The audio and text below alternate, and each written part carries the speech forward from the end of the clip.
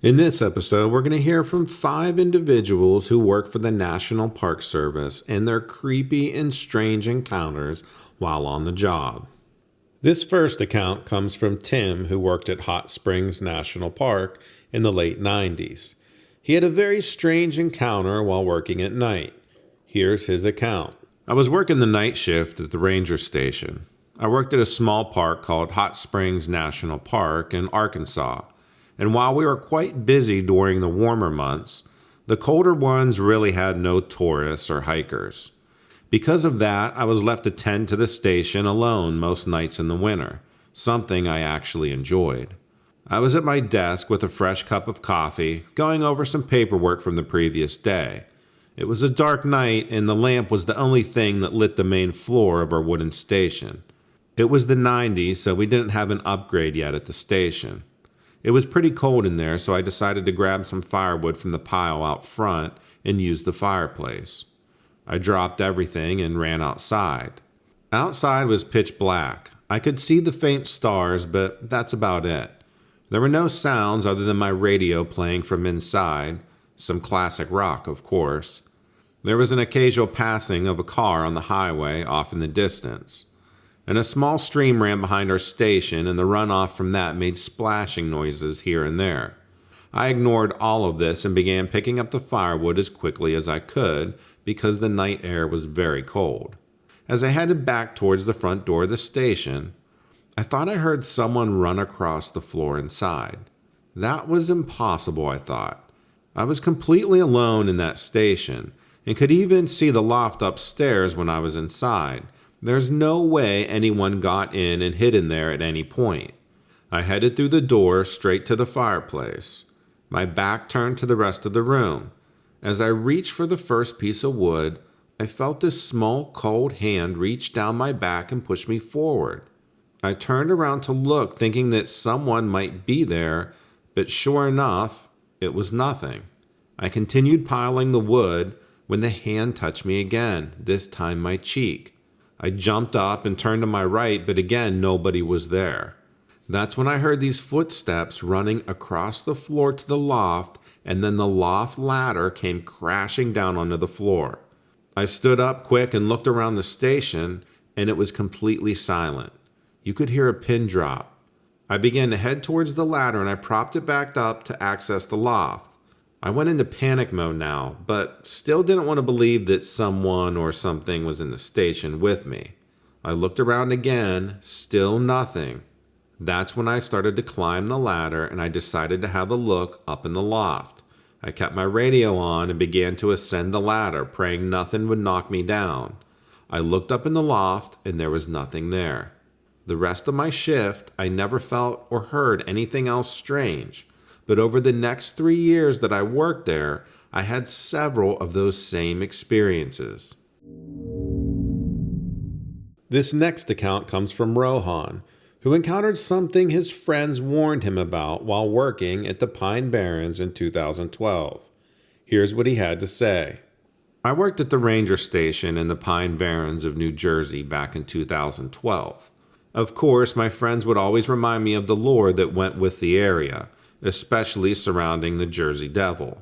I wasn't one for superstition, so I really didn't pay any mind, even back in school as a kid. Sure, the stories were scary, but to me there was no proof, so I couldn't believe in it. I was working the night shift one evening, and I had just settled in to watch a movie on my computer. I got some work done and decided it was time for my usual break and dinner, if you could call it that, at 9 p.m. We usually didn't have a ton of people here in the spring. Everyone wanted to come in the fall when it was all spooky, so I wasn't really watching out for much that night. I ate and watched a film in peace and quiet, but around 11:30 everything changed. I heard a loud noise come from outside, followed by what would be wings flapping. It was like something crashing into a tree or one of the dumpsters outside, and then decided to try to fly away right after it. I went outside to have a look. I regretted opening the front door. When I saw him from afar, my first thought was that it had to be some sort of large bird, and he was thrashing around, obviously hurting from whatever he crashed into. He seemed disheveled. fur and feathers both on his body. I inched closer, and that's when it took notice of me. It stopped thrashing and stood on its short hind legs. Its red eyes stared through me as its serpent-like tongue came out to lick its lips. It opened its wingspan as if it were threatening me. I couldn't move. I didn't want to run and make it angry, but I had no idea what this thing was. It started walking towards me, its wingspan longer than its body. That's when I ran in and slammed the door behind me. The creature seemed angered by this, moving its head back and forth as if it was looking for another way in. It was like a hideous bat with this scrunched up snout, but it felt like I was looking at a small dragon. At that point, I ran back to my desk and I grabbed my rifle where I had it locked up. When he saw the rifle in the window, he backed off a little bit, but still flapped his wings like he was trying to get me more afraid. I don't know if he thought that would make me open the door, but I didn't move. Out of frustration, the creature fell right to the window, but you could tell that it hurt itself again as it stumbled back. It stared at me one last time and then took off flying towards the sky. On the window, there were marks from the saliva and mud on its face. I spent the rest of my shift sitting there staring out the window until I fell asleep. When I woke up, my partner had come in for his shift at about 7 in the morning and was asking me what was on the window. I tried to explain to him that I saw this creature, but he laughed it off, saying that everyone thinks that they see that creature around the Pine Barrens. The only people who believed me were my friends. After that encounter, I never doubted them again. This next account comes from Randy, who had 2 close calls within 15 minutes of each other. Here's what he had to say. I was out on patrol and it was a very clear night at Harriman State Park in Bear Mountain. It was right before the pandemic, but this place was already a ghost town because of the season. The park was huge, so I had to take a section every night. There were several of us patrolling with our radios. It had snowed that day, so the roads were covered with ice and snow. So I was driving slowly because of this, not really exceeding 20 miles per hour. My radio had been acting up all evening, so I really wasn't able to communicate with dispatch. It was very spotty. I passed one of the trails as I drove, and I noticed movement from one of the bushes alongside the road. I prepared for a deer running out by stopping my car and waiting, and then my radio came back to life. Dispatch told me that they were getting reports from people who said that they saw something walking on 2 legs near another trailhead, which was about 3 miles away from where I was patrolling. Now, being alone in the woods at night always gives me a slight adrenaline rush. But then after hearing this report, it made me a little nervous and I began to wonder what would be crossing in front of me. And why was it taking its time? Then suddenly this bear comes out in front of me and it looked angry. I noticed in my headlight that it had this giant scratch mark on its back. This was a pretty big black bear, so I was wondering what would leave that type of scratch mark on it. I sat in the car for a few minutes and just watched this bear as it slowly crossed the road. I got ready to put the car in drive when another movement came from the same spot that the bear jumped out from. And that's when my radio began making these odd noises. Out of the bush and into the road came this large, dark figure. It was taller than the bear had been. This definitely wasn't a bear because this thing walked on 2 feet, and its shoulders were so much wider than any bear that I've ever seen. This creature got to the road and stood there looking in my direction. It was right in my headlights, and I was able to make out what it looked like. It had a large black body, and it had no hair on its face, but it did have some around its neck and down the middle of its chest. I could make out 2 very angry yellow eyes and this snout almost dog-like, but still scrunched up like a pig. Its teeth were jagged and didn't seem to fit in its mouth. It seemed to have these very long arms which hung past its knees. This creature just stood there looking at me. I didn't know what it wanted, but it didn't look happy.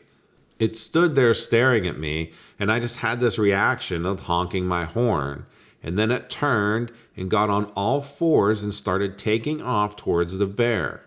I had my windows down so I could hear it chasing after the bear, and then I heard this loud yelp. I put my car in drive and I started heading back to the ranger station. My radio came alive again after about a mile, and dispatch asked me if I was all right. I had never answered the last few calls because the radio was acting up. I told them exactly what I saw, and there was another ranger who spotted something similar. We shut down a few trails for about a week and a half and continued to investigate, but we never found anything in that investigation, so we had to reopen the trails. This was by far the strangest thing that's ever happened to me on the job. This account comes from John, who worked at the Allegheny National Forest, and he discovered something very unexpected while out on patrol. Here's how John describes it. I was out on patrol my first year working in the Allegheny National Forest. I was driving along the road in the middle of nowhere when something just caught my eye. It looked like a dead deer laying on the side of the road with its back to me. But as I got closer, it became more and more clear that it wasn't a deer. It was a human being. I drove up to within 20 feet of the body, and it was laying on its side with its back facing me. The first thing I noticed was there was flies everywhere. Must have been 1,000 of them, just crawling all over this guy's hair, his eyes, nose, and mouth. It was pretty nasty. He had on this blue jean jacket with jeans, and one leg was cut off above his knee. He had tennis shoes on with these white socks pulled up just below his knees. His skin color was this grayish blue, like he had been dead for quite some time. As I looked at this man, all I could see was this small hole in the shoulder area of his jacket, like something poked through. It looked like a bullet hole. It was about 1.5 inches wide, and it looked like it torn through his jacket that he was wearing. I wondered if maybe someone shot him and left him there thinking he was dead, only to die later from his wounds. I called in the dispatch, reporting what little information I could gather at this point, including my location coordinates. It wasn't long before the police showed up with an ambulance. I was asked to step back so they could do their jobs, and I did. The ambulance crew came over with a stretcher and loaded the body up on it, and the police officer told me that he had been dead for at least a week or two. The police officer asked me several questions, and I told him basically what just had happened is I stumbled upon him when I was driving on patrol, and as I got closer to the body, I just saw that he had a hole piercing his jacket on his right shoulder. He looked all around the area where the body was laying, but he didn't find anything out of place, so they put yellow crime scene tape around everything and started their investigation, and I drove back to the ranger station. I later found out that the man was indeed shot, but they never had a suspect. As far as I know, the case is still open. That was definitely one of the crazier things that I've encountered while working for the National Park Service. This last account comes from Manny, who found something living in Zion National Park that wasn't supposed to be there. Here's what he had to say. I worked at Zion National Park in Utah. One warm afternoon, I was patrolling a rather desolate area of the park. I didn't normally go this way because people stayed more towards the open airfields and the higher elevations. This was a low area in the park called Coal Pits Wash, and the brush and the trees were not suitable for the everyday park goer. As I came down the path above the wash, I noticed something that I've never seen before. There was this small makeshift wooden shed down below. I was stunned at first when I first saw it. I thought it was something that the Parks Department had just thrown up there to clean out the area. That was until I noticed some movement inside. I radioed into the station and was told there should be no shed out there. So I decided to move closer and investigate. Someone may have been trying to live in the park illegally, but I don't think anybody could live in this little shed. I started making my way towards this shed. My radio crackled again. The ranger station was telling me to approach with caution. As I got closer to this shed, someone in there started banging on the walls, and it yelled out this very loud, like angry sound. I drew my weapon and I approached the door of the shed. The door had a small hole in it, and I peered through it to see if I could make out what was inside. Maybe it wasn't a human at all. Maybe it was just an animal trapped. As I put my eye to the hole, I saw shadows moving, and then this wide black eyeball with the white of it all bloodshot popped right up, staring right back at me. The door swung open and this older gentleman stepped out. He was dressed like a hobo clown, but he had no makeup on. His eyes wouldn't blink as I stared back at him. There were rings around his eyes and his face was filthy. He grinned this crooked grin with missing teeth, but the teeth that he did have were all like sharp. He started laughing really loudly and stepped towards me. I stepped back and I pointed my weapon at him. I told him to get on the ground, but he wouldn't listen. So I radioed in for backup. Within about 10 minutes, a few other rangers showed up, and it took 3 of us to apprehend this man.